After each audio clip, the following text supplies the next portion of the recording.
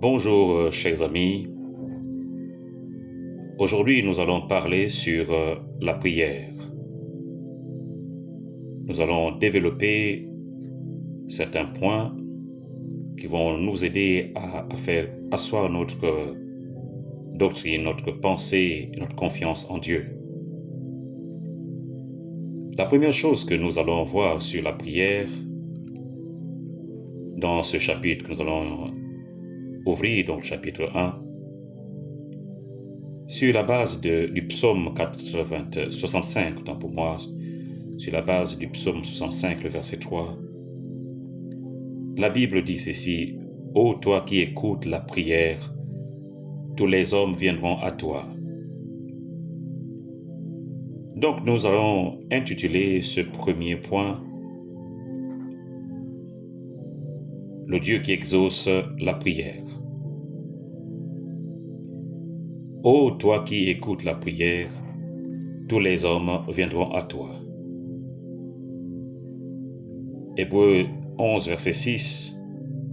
Or, sans la foi, il est impossible de lui être agréable, car il faut que celui qui s'approche de Dieu croit que Dieu existe et qu'il est le rémunérateur de ceux qui le cherchent. Dans le premier point, nous disons que c'est dans la nature même de Dieu d'écouter et d'exaucer la prière. Notre Dieu est un Dieu qui entend, qui exauce la prière. C'est là l'un des attributs. C'est là une partie de sa nature. Voyez-vous, c'est pourquoi il a inspiré le psalmiste qui va donc le nommer « Toi qui écoutes la prière ».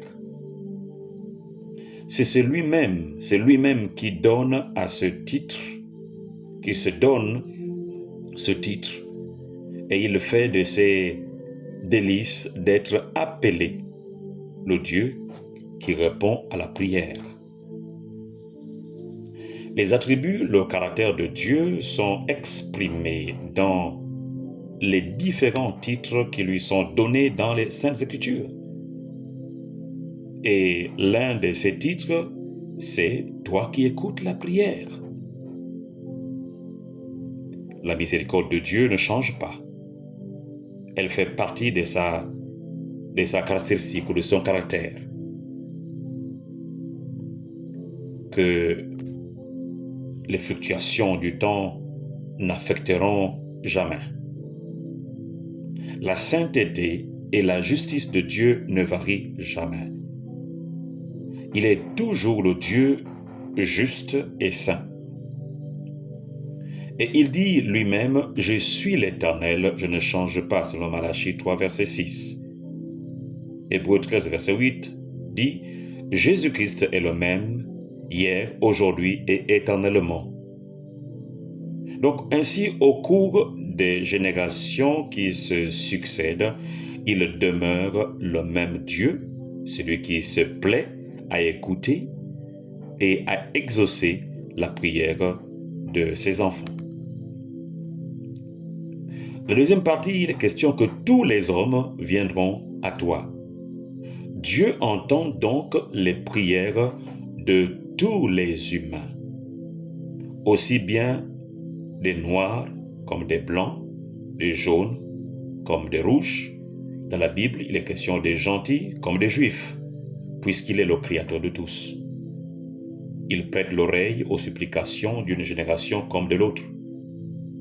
Il a même pris plaisir aux prières d'un Enoch qui marchait et parlait avec lui.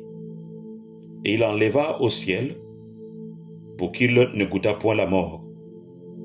Il exauça les prières d'Abraham, son ami, en délivrant Lot de Sodome et en lui accordant un fils dans sa vieillesse.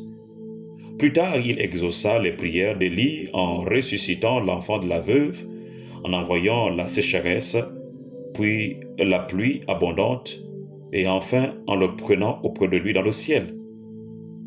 Il entendit la prière de Daniel, captif de Babylone, ou à Babylone. bien que sa nation fût en disgrâce, en le délivrant de la fosse au lion et ses 3 compagnons de la fournaise ardente. Peu importe pour Dieu que les choses se passent avant ou après le déluge dans la terre d'Israël ou en captivité. De même, dans le Nouveau Testament, nous trouvons qu'il exauce les supplications de la Cananéenne ou encore du centenier romain, tout aussi bien que celle de Pierre, son apôtre. Il entend la prière du brigand à l'agonie et du publicain comme de la femme pécheresse, tout aussi bien que celle des hommes pieux et honnêtes. Alors, s'il existe des conditions à l'exaucement de la prière, des facteurs qui puissent l'entraver, cela ne provient uniquement de celui qui prie, mais non pas de Dieu. Il est le Dieu qui ne change pas et qui désire toujours répondre à la prière, en tout temps et pour tous les peuples de la terre. Ô toi qui écoutes la prière, tous les hommes viendront à toi. L'auteur Ironside, dans son livre Prier par le Saint-Esprit, il va donc dire ici ceci, que la prière est un besoin universel dans le cœur de chacun. La prière est un besoin universel dans l'humanité. Ô toi qui écoutes la prière, tous les hommes viendront à toi. Les inconvertis prient eux aussi. C'est le sentiment de leur faiblesse et de leurs besoins qui pousse les hommes à crier au secours, à invoquer une puissance qui les dépasse. Et c'est une erreur de dire que les prières des pécheurs ne sont jamais exaucées. L'aveugle guéri par le Seigneur dans Jean 9, il dit bien, nous savons que Dieu n'exauce point les pécheurs. Et cela est vrai dans le sens où il le comprenait. Cependant, le cas d'Agar dans le désert, celui des marins de Jonas, etc., ne peuvent être passés sous silence. C'est une erreur insensée que de fixer des limites à la miséricorde divine.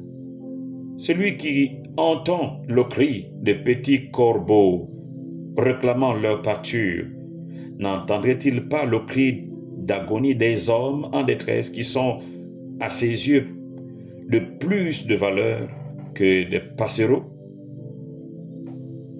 Les Écritures, comme l'histoire humaine, témoignent des prières exaucées par pure grâce. Alors, même que ceux qui les formulaient étaient encore dans l'ignorance de ce Dieu vers lequel montait leur requête.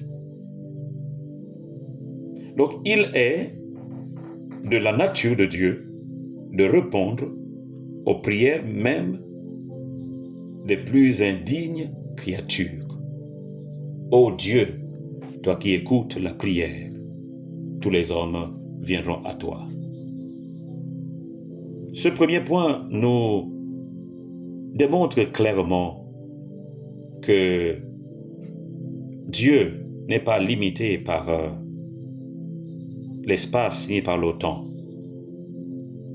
Par contre, celui qui prie, c'est celui-là qui se limite et qui peut se mettre lui-même des barrières, des obstacles à la prière. Dans le deuxième point, nous allons donc voir qu'il est impossible de venir à Dieu et de lui plaire sans croire qu'il exauce la prière.